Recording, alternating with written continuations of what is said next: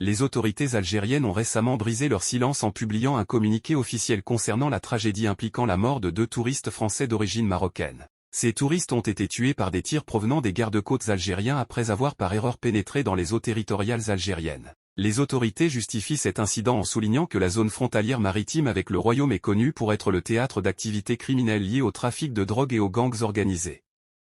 Selon le communiqué émis par le ministère algérien de la Défense, lors d'une patrouille de sécurité et de surveillance, une unité des gardes-côtes basée dans la région ouest a intercepté mardi 29 août 2023 vers 19h47, 3 jet-skis qui avaient pénétré dans les eaux territoriales algériennes. L'armée algérienne affirme que malgré les avertissements sonores et les ordres répétés de s'arrêter, les personnes à bord des jet-skis ont refusé d'obtempérer et ont effectué des manœuvres dangereuses. Étant donné que cette zone maritime frontalière est connue pour être le théâtre d'une activité intense de trafic de drogue perpétrée par des gangs et des criminels organisés, les membres des gardes-côtes ont d'abord tiré des coups de semonce. Face à la persistance des personnes à bord des jet-skis, les gardes-côtes ont été contraints de tirer sur l'un des jet-skis, ce qui a stoppé son conducteur.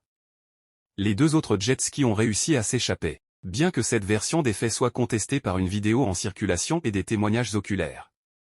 Le communiqué du ministère de la Défense nationale algérienne mentionne également qu'un corps masculin non identifié, blessé par balle, a été repêché le mercredi 30 août 2023 vers 17h lors d'une autre patrouille des gardes-côtes et transféré à l'hôpital de Tlemcen.